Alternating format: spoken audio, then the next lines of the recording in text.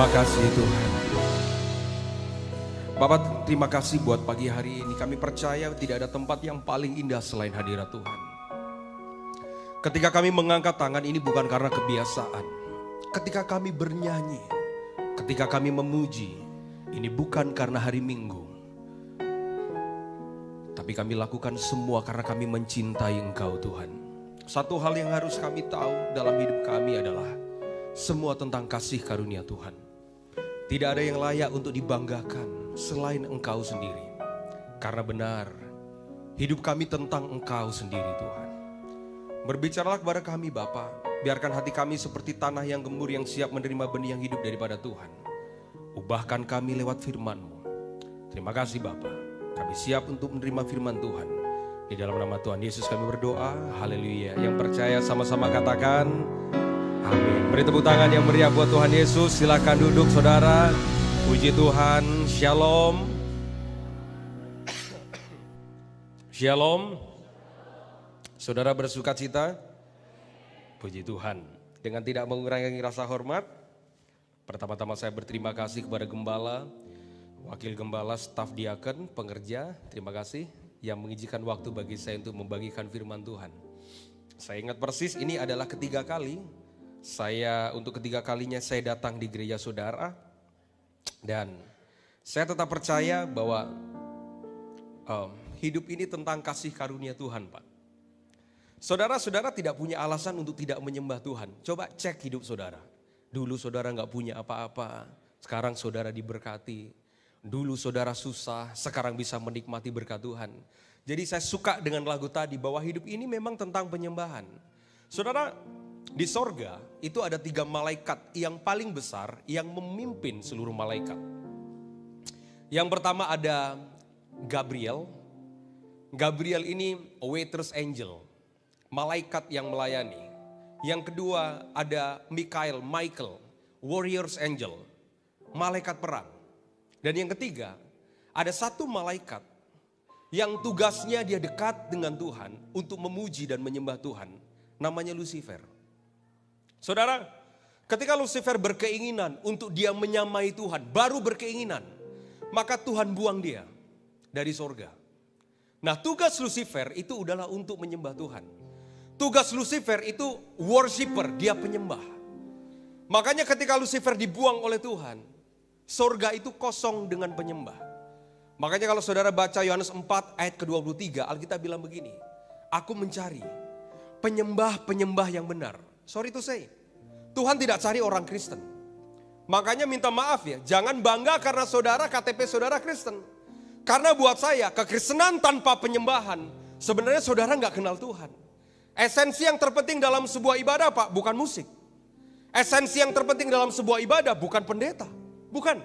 Esensi dalam sebuah ibadah bukan persembahan yang saudara kasih. Tapi esensi dari sebuah ibadah adalah penyembahan yang saudara berikan ke Tuhan. Kalau orang tanya kepada saya, kapan Tuhan dimuliakan? Saat saudara memberi diri untuk saudara datang menyembah Tuhan. Saudara, ada satu orang yang Tuhan sangat suka. Orang ini biasa saja. Bahkan orang ini bukan siapa-siapa. Makanya isu dalam hidup, kalau Tuhan mau pakai seseorang Pak, Tuhan tidak butuh riwayat hidup. Tuhan gak butuh siapa kita sebelumnya, gak butuh. Kalau Tuhan mau pakai seseorang, Tuhan gak butuh kita dari keluarga mana. Kalau Tuhan mau pakai seseorang, Tuhan gak butuh status kita apa. Karena begini, pemakaian Tuhan itu tidak dibutuhkan kita dari mana, kita siapa. Karena yang terpenting dalam hidup itu adalah kita berubah, hati kita seperti apa. Itu yang jauh lebih penting Pak. Tadi kan sempat ngobrol. Saudara 11-12 tahun yang lalu, makanya kalau saya nyanyi lagu tadi itu nyentuh hati saya banget. Nyentuh hati saya banget. 11-12 tahun yang lalu, saya punya banyak teman Pak di Pekanbaru. Tapi teman-teman saya Pak, bukan teman-teman yang kenal Tuhan. Sama seperti yang saya selalu sharing, saya selalu bagikan kepada saudara. Setiap kali saya datang ke Pekanbaru, 11-12 tahun yang lalu, saya datang ke Pekanbaru dalam keadaan sebagai anak muda yang bermasalah. Saya 3 tahun Pak pakai narkoba, tiap malam mabuk, tiap malam pakai obat-obatan. Tapi hari ini, saya datang sebagai pendeta dan hamba Tuhan. Sederhana Pak, bahwa tidak ada yang tahu jalan hidup seseorang Teman-teman saya bilang begini, kok bisa ya jadi pendeta? Memang dalam hidup ini Pak, kita nggak pernah tahu tentang hidup kita. Tapi kita tahu siapa yang pegang hidup kita. Saudara jangan pernah takut dengan masa depan. Satu hal, saudara harus tahu siapa yang pegang masa depan saudara. Terserah orang mau ngomong apa. Orang bilang begini, kamu jadi hamba Tuhan, hidupmu nanti nggak mungkin bisa dalam kesuksesan. Terserah apa kata orang. Karena memang hidup ini bukan apa kata orang Pak, tapi apa kata setiap firman Tuhan dalam hidup kita. Saudara, saya tiga minggu ini belajar sesuatu. Saya dalam keadaan sekarang diberkati Tuhan. Saya akui itu. Saya sadar akan hal itu. Pekerjaan saya diberkati Tuhan. Sampai detik hari ini, total perusahaan saya, setiap bulan Pak, kita harus hidupi hampir 105 karyawan. 105 orang. Apapun yang sedang kita kerjakan, sepertinya semua diberkati Tuhan. Tapi saya belajar sesuatu Pak, 3 minggu yang lalu. 3 minggu yang lalu saya baru pulang dari kantor. Jadi biasa kalau saya pagi dari rumah, saya ke kantor. Saya ketemu sama anak-anak, kadang meeting urus pekerjaan. Nah selesai habis meeting pekerjaan di kantor, saya pulang ke rumah. Waktu saya pulang ke rumah, saya baru parkir mobil. Saya buka pintu rumah saya Pak. Waktu saya buka pintu rumah saya lihat anak saya. I love my son. Saya lihat anak saya kemarin baru usia 7 bulan. Lucu banget. Anak saya itu lucu dan ganteng, persis kayak bapaknya. Jadi kalau saudara mau lihat anak saya lucunya gimana, lihat aja bapaknya. Selucu gitulah. Nah, baru saya buka pintu Pak. Baru saja saya buka pintu rumah, saya lihat anak saya main sama Sus. Dia main itu Pak, mainan yang ini, etek bunyi itu, etek bunyi, etek. Karena saya saking kangennya sama anak saya, sehabis pulang dari kantor padahal saya udah capek, saya udah lelah. Begitu saya buka pintu rumah saya lihat anak saya main sama Sus. Saya panggil anak saya, nama anak saya Bradley. Bradley, dia gak noleh. Saya gak kecewa. Saudara tahu kenapa Bradley tidak noleh waktu saya panggil dia? Karena dia sibuk main Pak. Saya panggil kedua kali, Bradley gak noleh juga Pak. Sampai kemudian Sus itu bilang begini, Bradley itu loh dedimu pulang, gak noleh juga Pak. Padahal dia lupa mainan yang dipegang oleh tangannya itu pemberian saya Pak. Mainan yang dipegang, mainan yang dimainkannya itu pemberian saya. Dibeli pakai uang keringat bapaknya. Tapi ketika bapaknya pulang, bapaknya panggil namanya dia nggak dengar. Kenapa? Karena dia sibuk main sama mainan pemberian saya. Langsung Pak Tuhan bicara sesuatu, saya masuk kamar, saya nangis, saya bertobat Pak. Tuhan kayak bilang begini, persis seperti anakmu. Ketika kamu tidak punya apa-apa, kamu minta berkat kan? Ketika kamu kesusahan, kamu minta mujizat kan? Ketika kamu tidak punya rumah, kamu minta rumah kan? Ketika kamu tidak mobil, kamu minta fasilitas kan? Ketika semuanya dikasih, kamu sibuk sama mainannya. Sampai kamu lupa sama aku yang memberi berkat itu. Sorry to say, terkadang dalam hidup kita sibuk dengan berkatnya. Sampai kita lupa dengan pribadinya. Saudara datang hari ini, saudara tidak cari mujizat, sorry. Saudara bukan cari berkat, sorry. Tapi saudara datang ketemu dengan sang pemberi berkat dan mujizat. Coba detox lagi Pak hati kita, apa yang kita minta setiap kita ke gereja. Ada banyak orang Kristen datang ke gereja jadi pengemis. Minta sama Tuhan, sorry. Ibadah itu tidak bicara tentang permintaan, tapi bicara tentang pemberian. Jangan pernah punya mental datang ke gereja untuk meminta, tapi punya mental datang ke gereja untuk memberi. Itu keren. Bukan minta Pak. Kayak saudara gak percaya Tuhan aja, sorry. Kita ini anaknya Pak, kita ini anaknya. Setahu saya sederhana, kalau kita anaknya, kita dapat warisan yang terbaik dari Bapa yang akan Dia berikan dalam hidup kita. Masih khawatir Pak sama Tuhan? Masih khawatir. Anak saya Bradley Pak, dia gak usah takut besok makan apa, gak usah. Anak saya Bradley gak usah takut dengan masa depannya dia, gak usah. Kalau saya bisa ngomong sama anak saya, nah kamu gak usah takut nak. Papamu ini akan kerja keras. Papamu ini akan banting tulang untuk mempersiapkan yang terbaik buat kamu. Tahu gak saudara, perasaan yang paling susah yang sedang saya alami setiap saya jauh dari rumah adalah rasa kangen sama anak. Sama istri rada nggak pernah sekarang. Sama anak Pak, saya nggak tahu kenapa Pak. Setiap video call Pak, karena saya jauh ini, kayak saya ke Pekanbaru. Sehabis dari Pekanbaru, saya ke Batam. Setelah dari Batam, saya ke Singapura. Setelah ke Singapura, baru saya pulang, ketemu anak dan istri. Pak, perasaan yang paling susah adalah rasa kangen ke orang yang kita cintai. Dan perasaan itu Tuhan berkali-kali ingatkan saya. Perasaan itu adalah perasaan yang sama ketika Tuhan kangen sama saudara. Tahu gak saudara? Ketika Tuhan kangen sama saudara, Tuhan itu mau. Makanya gini, ibadah itu is talking about the community, persekutuan. Itu ibadah Pak.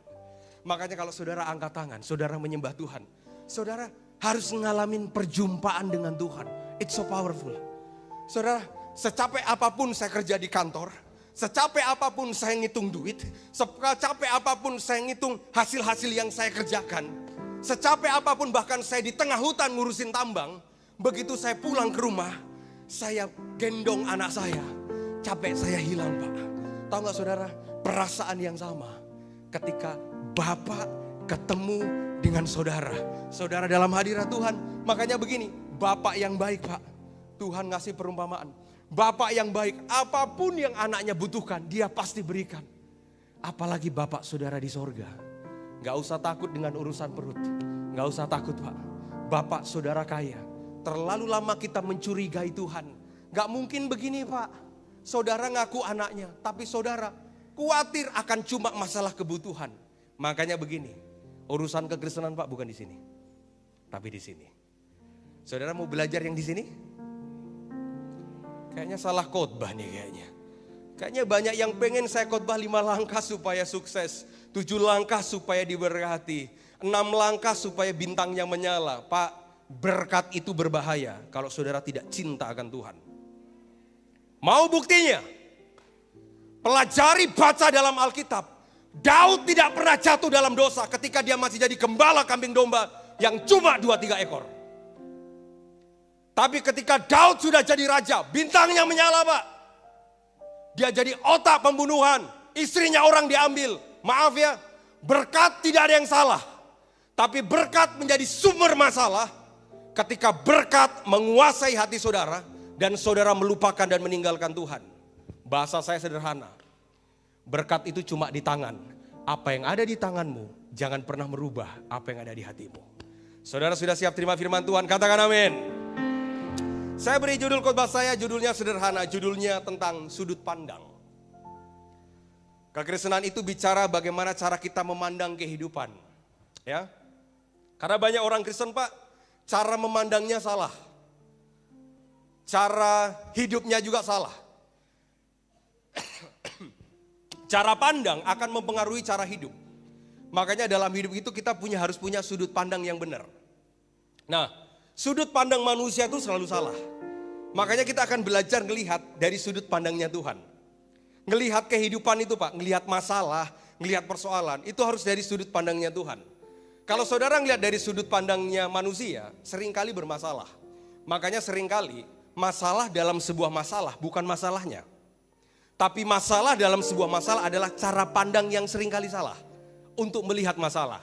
Nah, ada orang di dalam Alkitab, orang ini sangat kaya, orang ini diberkati Tuhan bahasa saya, tapi dia ngalamin proses yang tidak mudah. Siapa nama orang ini? Namanya Ayub. Mari kita buka Ayub pertama, ayat yang pertama.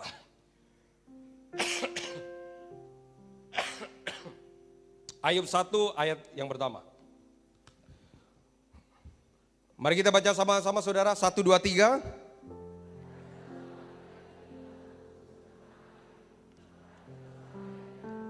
Ia takut akan Allah dan menjauhi kejahatan. Sebentar. Ada seorang laki-laki di tanah Uz bernama Ayub. Siapa Ayub ini? Dia bukan orang dursila. Siapa Ayub ini? Dia bukan orang jahat. Siapa Ayub ini? Bukan dia orang yang gak kenal Tuhan. Tapi dicatat dalam Alkitab, Ayub ini orang itu saleh. Yang pertama, orang itu saleh. Saleh itu apa sih? Taat beribadah, taat beragama, taat jalankan Taurat, taat jalankan firman. Ayub itu saleh Pak. Sama seperti saudara ini, kalau ngelihat dari sudut pandang saya ini, saudara saleh semua ini. Karena saudara minggu pagi udah ke gereja. Sekalipun saya nggak ngerti kesalehan saudara diukur karena pertobatan atau karena sekedar kegiatan. Maaf ya, banyak kesalehan itu karena kegiatan, bukan karena pertobatan. Makanya banyak orang datang ke gereja jadinya gini, agamawi. Orang agamawi itu persis kayak orang Farisi, Pak. Jangan tanya tentang kesalehan orang Farisi. Orang Farisi itu salehnya ampun. Jam 9 beribadah, jam 12 beribadah, jam 3 beribadah, jam 6 beribadah. Orang Farisi itu salehnya minta ampun. Tapi salehnya karena kegiatan, sorry bahasa saya. Salehnya cuma karena rutinitas. Makanya gak heran ketika kesalehannya berhasil mereka lakukan, mereka anggap mereka lebih benar daripada orang lain. Dosa yang paling berbahaya bukan karena saudara mabok, saudara main judi, no. Dosa yang paling berbahaya adalah ketika saudara tidak melakukan semuanya, tapi saudara menganggap diri saudara lebih benar daripada orang lain. Itu lebih berbahaya dari dosa yang dilakukan. Kesalahan orang Farisi apa sih?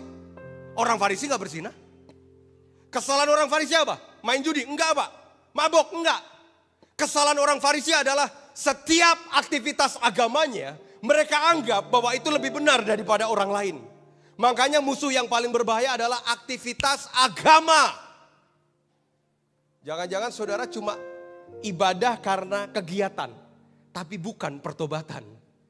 Makanya kalau saya mau lihat orang Kristen bukan karena angkat tangannya, no. Kalau mau lihat orang pelayanan bukan karena jadi worship leader, no.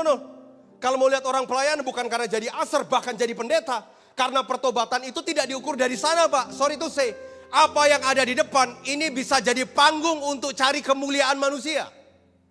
Ukuran pertobatan bukan karena saudara angkat tangan nangis-nangis. Ukuran pertobatan kelihatan dari kehidupan. Bukan dari pelayanan, bukan.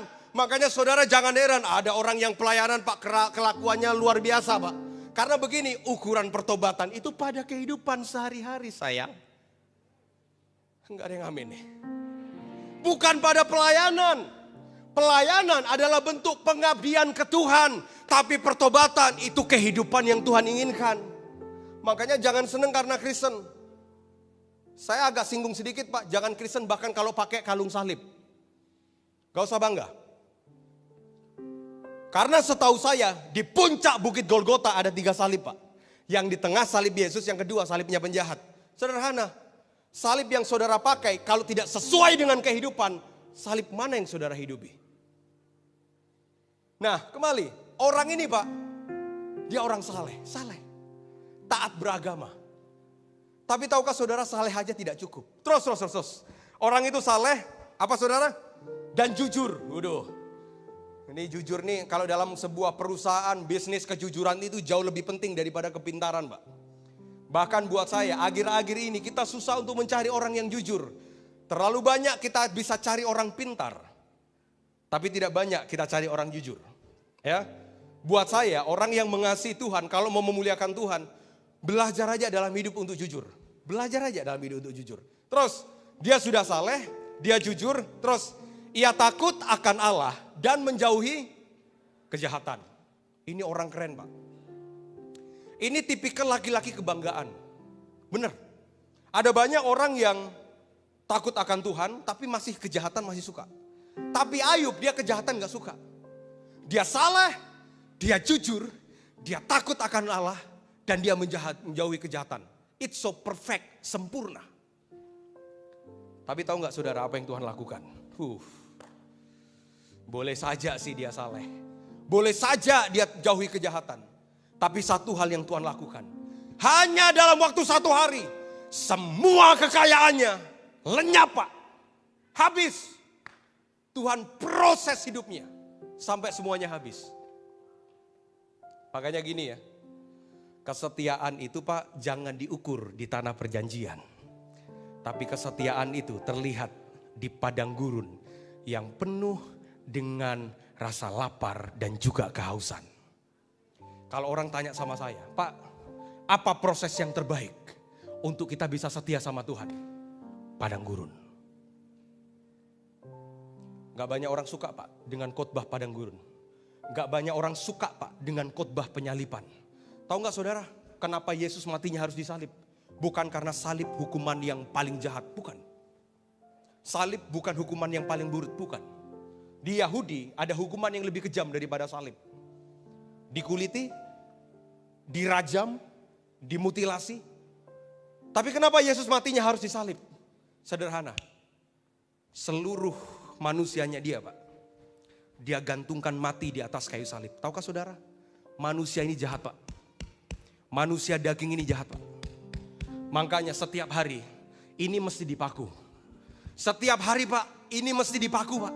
Setiap hari, Pak, manusia daging kita mesti mati, Pak. Makanya puncak tertinggi dalam pelayanan Yesus adalah pengorbanan di atas kayu salib. Itu yang membedakan, Pak, kekristenan dengan kepercayaan yang lain. Apa sih bedanya Kristen dengan yang lain? Kalau Kristen, Pak, ada tempat ibadah, yang lain juga ada tempat ibadah. Oh, Pak, kalau Kristen, Pak, ada kitab suci loh. Yang lain punya kitab suci juga, Pak. Pak, kalau Kristen itu ada persembahan, yang lain juga, Pak, memberi lebih daripada kita. Kristen ada kegiatan ibadah, lain juga ada kegiatan ibadah. Sederhana, Pak. Yang membedakan Kristen dengan yang lain sederhana. Gak ada Tuhan yang mau mati buat umatnya kecuali apa yang Yesus buat di atas kayu salib. Itu saja. Cari saja perbedaannya, itu saja, Pak. Makanya sama seperti saya sama anak saya. Terkadang saya tanya sama Tuhan, Tuhan, kenapa Tuhan izinkan rasa kangen ini begitu berat ya? Kayak Tuhan itu bicara sama saya. Kayak kamu kangen sama anakmu. Sebenarnya aku juga kangen sama kamu. Gak tahu, saya ngomong gini, kalau yang seperti saya yang sudah jadi bapak pasti ngerti. Kalau yang masih jomblo ya bertobatlah, kerajaan surga sudah dekat. Pasti saudara ngerti apa yang saya alami. Pagi-pagi, Pak, tadi saya bangun pagi. Saya video call Pak anak saya, Pak. Baru pagi banget. Saya video call. Setiap pagi gitu kalau saya video call. Bradley, I love you, nak. Dia senyum itu, Pak. Wah. Saya langsung nangis, Pak. Karena perasaan kangen itu, Pak, gak bisa dibayar dengan uang. Betul. Makanya kenapa Daud bilang begini, Tuhan, semua boleh Engkau ambil daripadaku. Tapi satu saja, Tuhan. Jangan pernah Engkau ambil rohmu daripadaku. Di Israel ada 3 tempat penyembahan yang paling terkenal. Ada tabernakel, ada bait suci, dan ada kemah. Yang pertama, tabernakel ini dibangun oleh Musa. Tabernakel ini dibangun atas dasar perintah. Tuhan perintahkan begini, Musa, kamu bangun tabernakel. Kalau bait suci dibangun atas dasar kemewahan. Satu kali Salomo dia kumpulkan besi yang terbaik, emas yang terbaik. Tapi ada satu tempat, Pak, yang sangat sederhana, namanya kemah Daud. Cuma kemah. Tapi Alkitab mencatat, dibandingkan dengan tabernakel Musa, atau bait suci Salomo yang mewah, Tuhan suka dengan kemahnya Daud. Tahukah saudara alasan sederhana kenapa Tuhan suka dengan kemah Daud? Karena kemah Daud tidak dibangun atas dasar perintah. Tuhan gak pernah perintahkan kepada Daud, bangun kemah buat aku ya, bangun pertemuan buat aku ya, bangun ibadah buat aku ya, enggak. Kalau tabernakel, Pak, dibangun karena Tuhan perintah, Musa bangun tabernakel, ukurannya mesti begini, bawa kendi, tempat pembasuhan, tempat penyucian. Kalau bait suci Salomo dibangun atas dasar kekayaan, emas, perak, pohon aras dari Libanon yang paling terbaik mereka bangun. Tapi kemah Daud dibangun atas dasar cinta dan hubungan akan Tuhan. Makanya Tuhan suka banget sama Daud. Saudara, kalau saudara baca dalam Kisah Para Rasul 4 ayat ke-23-24, Alkitab bilang begini, that finally I found him, aku temukan dia. A man after my God's own heart. Orang yang ada di hatiku. Siapa dia? Daud, Pak. Tuhan bilang begini, aku temukan orang yang ada di hatiku, namanya Daud. Saya berpikir orang yang berkenan di hatinya Tuhan, dia gak pernah berbuat dosa. Dan tahukah saudara, sejak Yesus melayani, kemanapun Yesus pergi, Yesus tidak disebut sebagai anak Musa, tapi Yesus disebut sebagai anak Daud. Siapa Daud? Penjinah, otak dari pembunuhan. Tapi tahu apa yang membuat Tuhan suka dengan Daud? Dia bukan orang yang sempurna, Pak. Tapi ketika dia berbuat dosa, dia ditegur sama firman Tuhan. Dia bertobat dan dia berubah. Semua orang bisa berbuat salah. Tapi pertanyaannya sederhana. Apakah mau berubah itu jauh lebih penting. Terkadang dalam sebuah lukisan. I learned something. Ketika ada seorang pelukis, dia melukis sebuah lukisan. Dan tiba-tiba lukisan yang indah itu terpercik dengan noda dari tinta lukisnya. Yang dia lakukan, dia tidak menghapus tinta itu. Apa yang dia lakukan?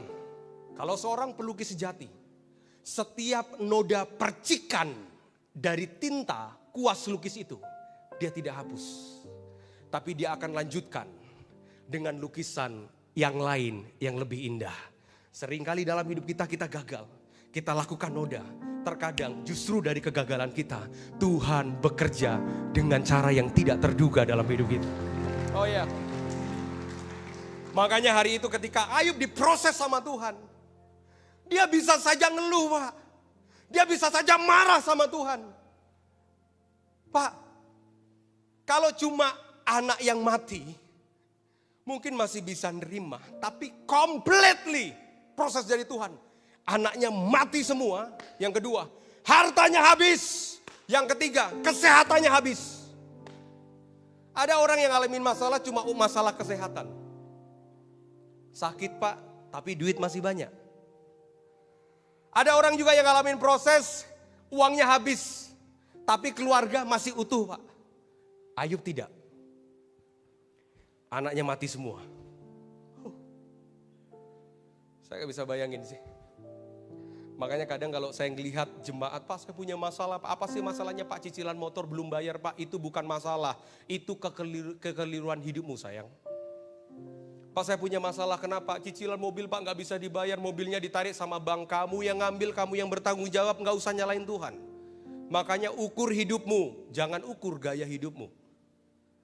Ada banyak orang sekarang Pak, gaya hidup melebihi dari kebutuhan hidup. Gak usah. Hidup itu bukan tentang gaya, tapi tentang karya. Saya ngeliat ada orang-orang yang memaksakan, benar kata firman Tuhan, jatuh ke berbagai-bagai pencobaan karena unsur kebodohannya sendiri. Nah hari itu anaknya mati Pak. Ketika anaknya mati, semuanya habis, semuanya ludes. Kesehatannya memburuk. Tapi yang luar biasa adalah dia punya sudut pandang yang benar. Maka ayat berikutnya, pada ayat yang ke pasal yang kedua, ayat yang ke-6 bisa ditampilkan, klip berikutnya, Alkitab bilang begini. Maka berkatalah istrinya kepadanya, apa saudara? Ayo kita baca sama-sama, 1, 2, 3. Masih bertekunkah engkau dalam kesalehanmu? Sebentar.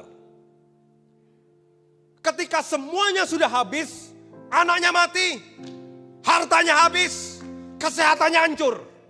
Sampai kemudian Ayub itu harus ambil beling Pak, pecahan kaca untuk dia garuk luka-luka boroknya dia. Sampai orang semua bilang begini, tuh kamu udah ditinggalin Tuhan. Tuh Tuhan udah gak sayang sama kamu. Sampai kemudian istrinya bilang begini, masih bertekunkah engkau dalam kesalehanmu? Jadi begini, sekalipun proses sudah berat, masalah sudah berat, Ayub tetap saleh. Terus, masih bertekunkah engkau dalam kesalehanmu? Terus apa saudara? Kutukilah apa? Allahmu dan mati saja. Bayangkan, istri aja gak tahan. Makanya saya berdoa kalau saudara cari istri, jangan istri model Ayub, model begini. Ketika diberkati, tahu gak saudara? Saya sekarang tinggal di daerah yang tingkat perceraiannya itu tertinggi di Indonesia Timur. Saya sebut saja, Manado, Sulawesi Utara. Karena istri saya lagi di sana, saya belajar sesuatu. Segala sesuatu yang dibangun atas dasar kekayaan tidak akan pernah bisa bertahan. Maaf, roh yang paling berbahaya di dalam diri seorang perempuan adalah materialistik. Ada yang tersinggung nih kayaknya. Kenapa? Pelajari dalam Alkitab. Saya nggak nyalahin. Sebentar, bapak-bapak jangan bilang, Pak khotbahin itu Pak, itu istri saya Pak, khotbahin Pak. No. Tahukah saudara yang terpana dengan dosa, yang pertama kali melanggar firman Tuhan dan dia mau makan, itu dari mata siapa? Perempuan. Maaf Pak, saya gak mau khotbah yang berbelat-belit. Dosa itu selalu ada di depan mata dan keputusan yang pertama yang saudara ambil itu menentukan apa yang akan terjadi. Tahu gak saudara? Kenapa manusia jatuh dalam dosa? Karena Hawa ngelihat Pak, bahwa buah itu menarik. Makanya saya percaya mall itu 70% diciptakan untuk perempuan. Gini Pak, kalau ngelihat dosa jangan begini loh. Ngelihat dosa itu jangan begini. Ngelihat dosa ya. Pak, dosa itu, ya itu Pak berzina, itu dosa. Enggak Pak. Ketika saudara pakai mata saudara dan saudara puaskan dengan materi dan duniawi, itu dosa Bambang. Saudara jangan ukur dosa itu gini. Dosa itu dari, oh Pak saya nggak berzina, saya nggak berbuat dosa. Coba bukakan pertobatan yang sebenarnya itu apa. Saya suka. Dalam bahasa Inggris untuk mengartikan kata bertobat itu dipakai satu kata namanya repent. Ini, I love it. Kata bertobat dalam bahasa Inggris itu dipakai satu kata, repent. Apa sih arti repent? Repent, bertobat. Metanoia, apa sih arti repent? Repent itu terdiri dari dua kata Pak. Yang pertama re dan yang kedua pen. Re itu kalau saudara lagi nyetir mobil, salah jalan, selalu ada tulisan. Kalau di Singapura itu return, artinya putar kembali. Jadi re itu kembali. Sedangkan pen, hotel, apartemen, bangunan yang paling di atas itu namanya penthouse. Penthouse itu bangunan yang paling atas, dari kata pen is the top one. Bangunan yang paling ada di atas. Jadi gini Pak, repent itu artinya re kembali, pen paling atas. Maksudnya apa Pak? Gini, orang yang bertobat dia harus kembali ke cara berpikir yang di atas. Makanya kitab Kolose bilang begini, pikirkanlah perkara-perkara yang di atas, bukan di bawah. Saudara bilang begini, Pak saya sudah bertobat loh. Apa buktinya bertobat? Saya udah gak berzina. Apa buktinya bertobat? Saya udah gak mabuk. Apa buktinya bertobat? Saya udah gak main judi. Tapi yang saudara pikirkan adalah untuk saudara sendiri, saudara belum bertobat. Karena orang yang bertobat Pak, arah cara berpikirnya bukan untuk dirinya sendiri, tapi untuk Tuhan dan kerajaannya. Itu orang yang bertobat. Makanya saya gak heran kan. Saya udah gak berzina loh. Saya udah gak mabuk. Saya udah gak main judi. Begitu dia lihat Pak, orang-orang yang melakukan itu dia hakimin. Banyak gak orang Kristen model kayak begitu? Sorry. Sarangnya Pak ada di gereja Pak.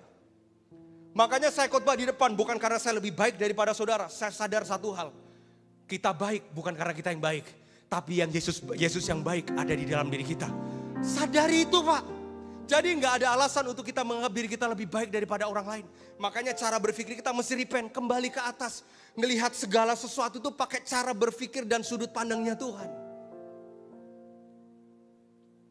Nah ketika Ayub semuanya sudah habis, istrinya tadi bilang kan, masih setia sama Tuhan. Udah, kutukin aja Tuhanmu. Lebih ganasnya lagi istrinya bilang, udah mati aja lu. Oh. Kenapa? Istrinya gak bisa terima. Kenapa istrinya gak bisa terima? Karena terlalu lama mereka hidup dalam kemewahan dan kepuasan dunia. Begitu semuanya diambil, istrinya bilang gini, mati aja lu. Kutukin aja Tuhanmu. Saudara jangan heran, dalam perjalanan kehidupan Ayub, sahabat-sahabatnya semuanya tinggalkan dia. Makanya kalau saudara mau cari sahabat yang setia, carilah ketika saudara punya masalah. Kalau saudara mau cari pasangan yang setia, carilah ketika saudara sedang punya persoalan. Karena ketika saudara sedang ngalamin persoalan, maka akan muncul satu kata ini Pak, ketulusan.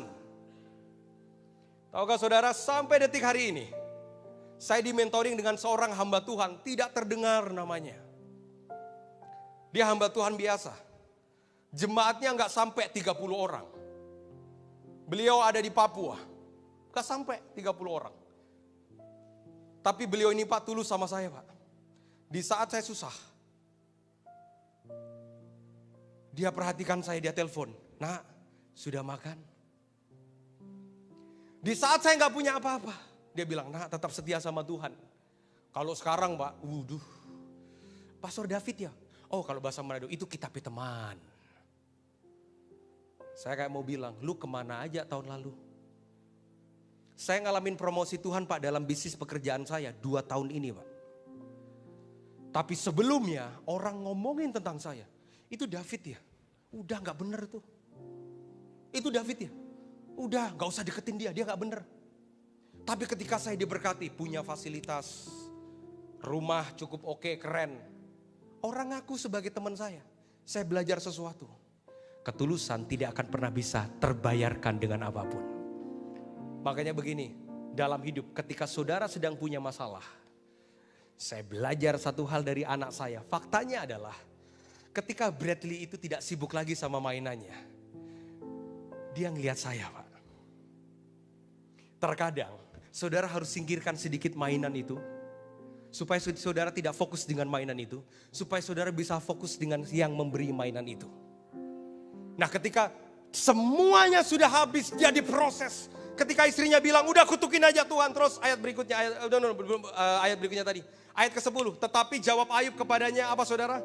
Engkau berbicara seperti perempuan gila. Terus, apakah kita mau menerima yang baik dari Allah? Semuanya mau menerima yang baik. Berkat itu baik, kesembuhan itu baik, mujizat itu baik. Terus, makanya saya gak heran orang selalu ngukur Tuhan. Tuhan baik kalau rumah jadi 3, rekening toko rame. Terus, apakah kita mau menerima yang baik dari Allah tetapi tidak mau menerima yang buruk?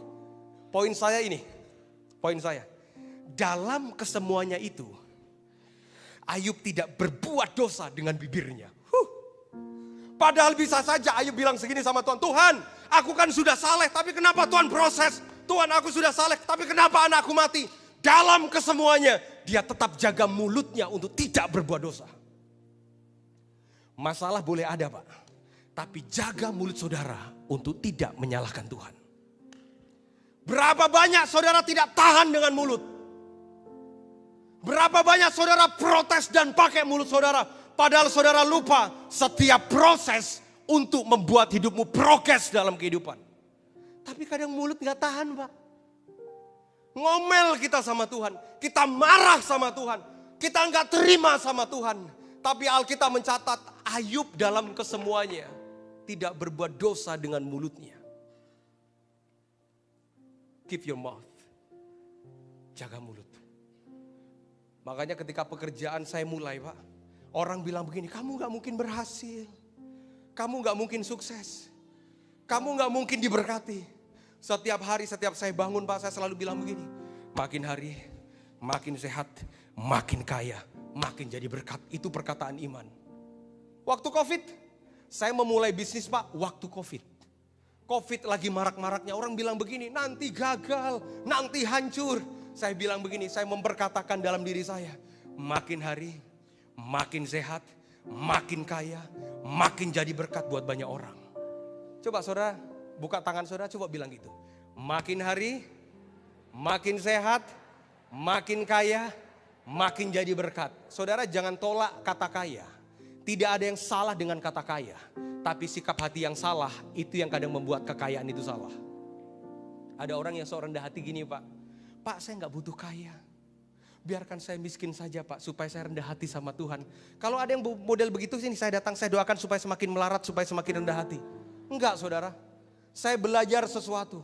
Orang yang sungguh-sungguh dekat dengan Tuhan, gak ada alasan untuk Tuhan tidak memberkati hidup mereka. Gak ada. Dan pada faktanya gini, ketika Ayub setia dengan proses, Tuhan kembalikan 2 kali lipat. Dan muncul Ayub pasal 42.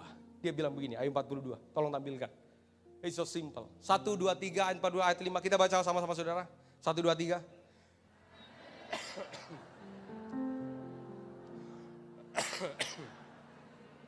Dia bilang begini. Hanya dari kata orang saja, aku mendengar tentang engkau. 5 menit lagi saya selesai. Setelah semua proses dia bilang, hanya dari kata orang, aku mendengar tentang engkau. Ada banyak orang Kristen, imannya itu cuma iman mendengar. Dengar Tuhan baik, dengar Tuhan menyembuhkan, dengar Tuhan memberkati, dengar Tuhan pakai hidup seseorang, dengar bahwa ada orang yang sudah bertobat dan dipakai pelayanan kemana-mana. Cuma dengar kesaksian ada yang sembuh, dengar orang lain diberkati, orang lain diangkat, orang lain dipulihkan. Saudara, stop cuma jadi pendengar. Makanya kalau saudara ke gereja jangan cuma jadi pendengar tanpa saudara menjadi pelaku. Ayub dia bilang begini, hanya dari kata orang saja aku dengar tentang engkau. Terlalu banyak kita cuma dengar tentang kesaksian orang bukan? Kita dengar orang diberkati. Kita dengar orang dipulihkan. Kita dengar orang dipakai oleh Tuhan. Stop bukan tugas saudara mendengar, tapi saudara jadi pelaku atas setiap kebaikan berkat Tuhan. Makanya kalau saudara cuma jadi pendengar tanpa saudara ngalamin, Pak, saya dengar Pak, di Pekanbaru itu ada rumah makan enak. Pak, saya dengar kalau di Medan itu ada BPK enak Pak. Stop jadi pendengar, jadilah pelaku dan penikmat atas berkat Tuhan. Pak, saya dengar dia dipakai oleh Tuhan, dia. Nah lu, Pak, saya dengar loh Pak, hidupnya diberkati oleh Tuhan, itu dia Pak. Stop ngomongin tentang orang, ayo kita ngomongin tentang kita dengan Tuhan. Makanya hidup itu kekristenan yang paling benar, bukan cuma saudara dengar, tapi saudara ngalamin. Bener gak sih Tuhan baik? Saudara harus ngalamin bahwa Tuhan itu benar baik. Sampai kemudian hanya dari kata orang saja, aku mendengar tentang engkau. Terus dia lanjutkan Pak, that's so powerful.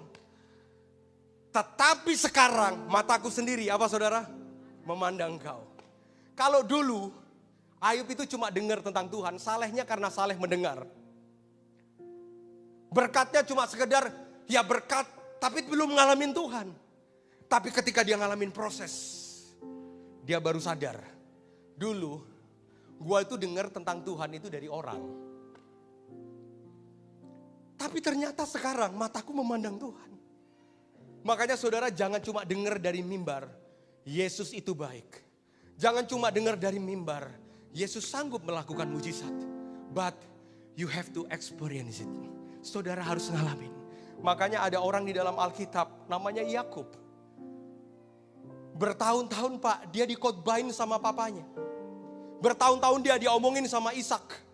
Karena aturan orang Yahudi, aturan orang Israel, warisan yang terbaik akan Taurat, akan firman, itu diturunkan turun-temurun. Sama saudara seperti saudara. Saya nggak tahu, mungkin saudara jadi Kristen karena bapak saudara Kristen. Sama seperti orang-orang Yahudi. Warisan itu diberikan Pak turun-temurun. Sampai mereka memperkatakan Taurat itu kepada anak-anak mereka. Begitu anaknya lahir, perkataan itu diperkatakan lagi. Diomongin lagi. Nah, Yakub dia dengar pasti dong dari papanya namanya Ishak. Dia pasti dengar bahwa Tuhan itu yang bawa opanya Abraham keluar dari tanah Ur Kasdim sampai mereka diberkati. Saya yakin Ishak cerita banyak tentang penyertaan Tuhan. Dan saya yakin Yakub dia dengar banyak tentang Tuhan. Tapi malam di mana dia punya masalah, di penyeberangan sungai Yabok. Kejadian pasal 32. Yabok dalam bahasa Ibrani itu artinya kering. Di tempat di mana dia mau dibunuh sama mertuanya Laban. Dan di depan dia akan dibunuh sama Esau kakaknya. Di tengah-tengah Yakub mengalami masalah. Alkitab mencatat, dia tidak cuma mendengar tentang Tuhan, tapi dia berjumpa dan mengalami Tuhan. Sampai Tuhan ubah namanya dari Yakub jadi Israel. Saudara tahukah tidak ada tempat yang paling indah. Orang bilang begini, Pak saya mau healing, sorry. Saudara tidak butuh healing karena saudara tidak sakit. Dan kalau saudara bilang, Pak saya butuh healing, tidak ada healing yang paling tepat dan terbaik selain hadirat Tuhan. Healing terbaik bukan jalan-jalan, bukan. Healing terbaik bukan party, itu pelampiasan. Ada banyak orang yang punya masalah, dia party, dia mabok, sorry. Itu cuma pelampiasan, itu bukan penyelesaian. Ada ibu-ibu yang punya masalah Pak, datang ke mall shopping. Itu cuma pelampiasan, bukan penyelesaian. Tidak ada penyelesaian yang terbaik selain dalam hadirat Tuhan. Oh ya, makanya kalau saudara datang hari ini, it's the best things that you have to do. Ngalamin hadirat Tuhan. Sampai Ayub bilang begini, dulu aku cuma mendengar dari Tuhan. Tapi sekarang aku menyaksikan sendiri. Kalau dalam tolong tampilkan ayatnya, saya lupa tapi sakitnya sudah saya siapkan ayatnya. Roma 8 ayat ke-28, kita bilang begini. Kita tahu sekarang, no I know, dulu dia nggak tahu. Sama seperti saya itu dulu nggak tahu kenapa mertua saya harus jahat begitu. Mertua saya Pak, itu lebih Saul dari Saul Pak. Itu benar. Saya cerita gini karena saya sudah ceritakan ke mertua. Mertua bilang gak apa-apa kok David, kamu sebut-sebut nama mama kan untuk kesaksian buat banyak orang. Ya gak apa-apa Ma ya. Pak saya nikah, mertua saya gak hadir loh. Coba.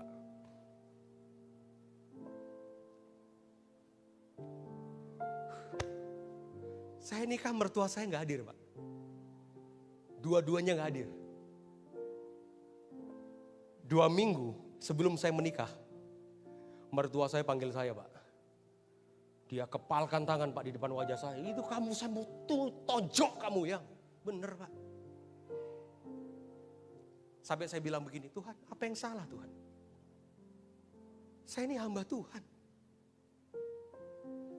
Mertua saya nggak setuju dengan pernikahan kami. Sampai kemudian ribut. Ini makanya saya bisa cerita begini, karena kan sudah semua kan mendatangkan kebaikan. Nanti saya bisa cerita ayat tadi. Tapi tahukah saudara, gak akan pernah ada Daud kalau gak ada Saul. Gak akan pernah ada Israel kalau gak ada Laban dan juga Esau. Justru sekarang, Pak, mertua saya sayang banget, Pak, sama saya.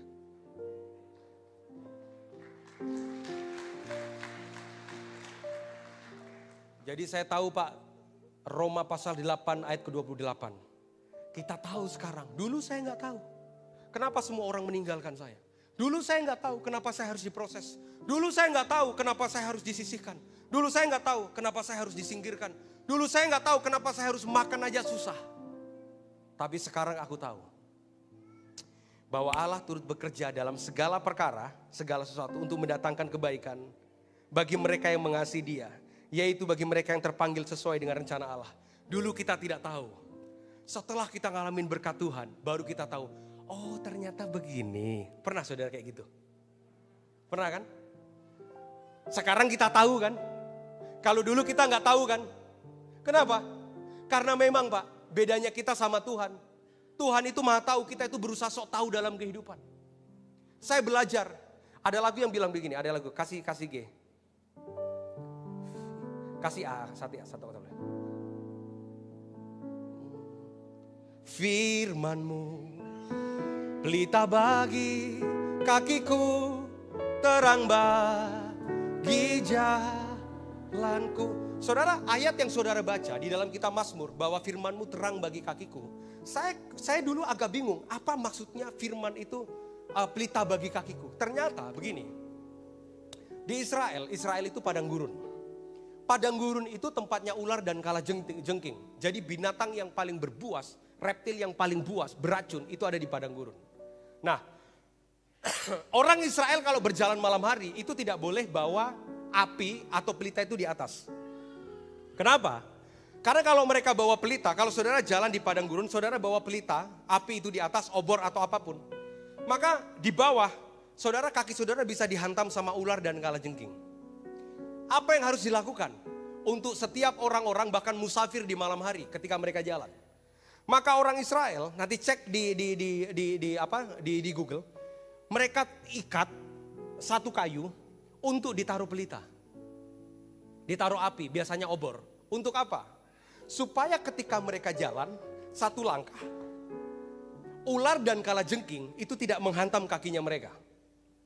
Karena ular dan kalajengking, kalau saudara ke Israel, ular dan kalajengking itu reptil yang paling berbahaya, paling beracun yang ada di padang gurun. Makanya pelita itu harus ada di kaki. Ketika mereka jalan, maka kaki mereka tidak akan pernah bisa dihantam oleh ular bahkan kalajengking yang beracun. Tapi kalau pelitanya ada di atas, maka kaki mereka dihantam. Dan begini, ketika mereka jalan, maka mereka cuma bisa melihat 3 meter di depan. Mereka tidak bisa melihat 1 kilo di depan karena obor atau pelita itu terbatas. Bagaimana cara mereka supaya bisa melihat 1 kilo di depan?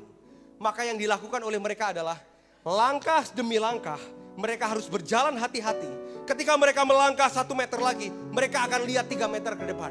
Ketika mereka lihat langkah lagi 1 meter lagi, mereka akan lihat 3 meter lagi ke depan. Ketika mereka melangkah 1 kali lagi, mereka akan lihat 3 meter lagi ke depan. Gini, Tuhan tidak pernah berjanji ketika saudara ikut Tuhan, maka masa depan kelihatan jelas sekali, terang sekali saudara mau jadi apa. Terkadang dalam hidup, Tuhan izinkan kita langkah demi langkah untuk kita melihat masa depan. Sederhana, tenang saja. Saudara pasti akan sampai ke dalam tujuan selama api itu tetap menyala. Saudara akan sampai pada tujuan selama pelitamu tidak padam. Makanya jangan pernah biarkan pelitamu padam. Sekalipun dalam lembah kekelaman, sekalipun ada ular dan kalajengking, Kalau pelita itu menyala, tetap melangkah berjalan bersama dengan Tuhan. Tetap melangkah berjalan bersama dengan Tuhan. Dan saudara pasti sampai ke tujuan yang Tuhan inginkan. Makanya saya suka lagu ini. Come on, let's sing. Firman-Mu, pelita bagi kakiku. Mari saudara bangkit berdiri, come on. Di jalanku, katakan firman-Mu, come on, that's your word. Firman-Mu, pelita bagi kakiku, terang bagi jalanku. Pegang kata-kata ini. Waktu ku bimbang dan hilang jalanku, tetaplah Kau di sisiku. Dan takkan ku takut, asal Kau di depanku, bersertaku selamanya. Mari angkat tangan saudara, katakan firman-Mu. Firman-Mu, pelita bagi kakiku, terang bagi jalan. Katakan firman-Mu, firman yang saudara dengar. Firman-Mu, pelita bagi kakiku, terang bagi jalan. Sekalipun kami bimbang Tuhan, waktu ku bimbang dan hilang jalanku, tetaplah Kau di sisiku. Dan takkan ku takut, asal Kau. Biarkan api kami tetap menyala selamanya.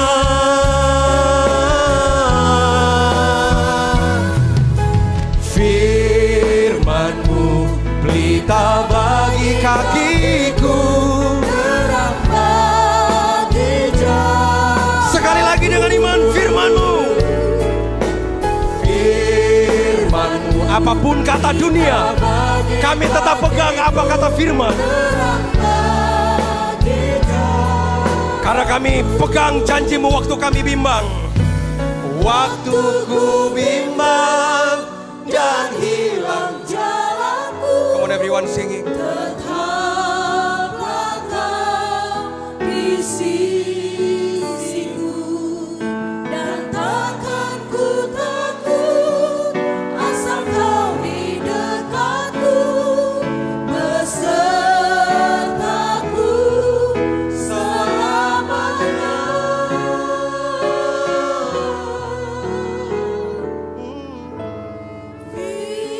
I love you Jesus.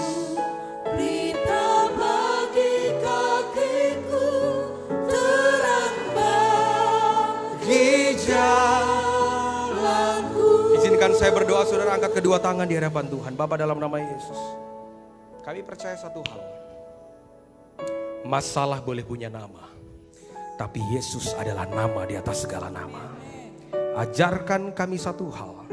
Selama pelita itu menyala, kami akan tetap berjalan.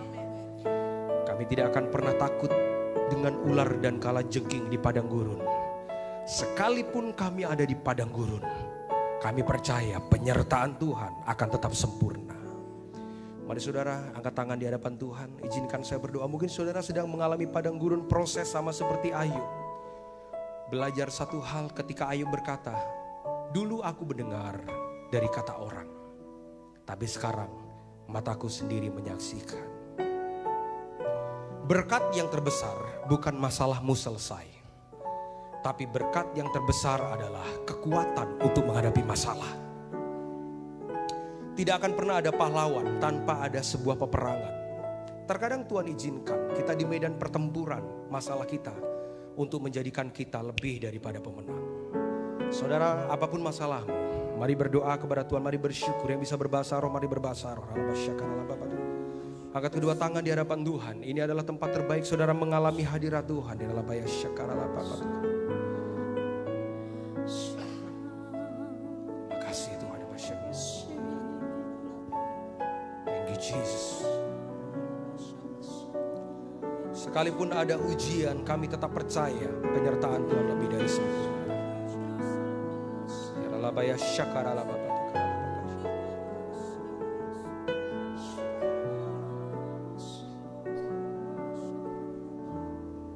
Ujilah aku Tuhan, cobalah Aku Tuhan, selidiki hatiku dan hatimu, mataku tertuju padamu. Katakan dari hati saudara yang paling dalam, aku cinta padamu Tuhan. aku rindu hadirat-Mu Tuhan. Aku ingin selalu dekat padamu, menikmati kehadiran-Mu. Yang mengasihi Tuhan tangannya terangkat, katakan, ku nyanyi Hosana bagi Rajaku.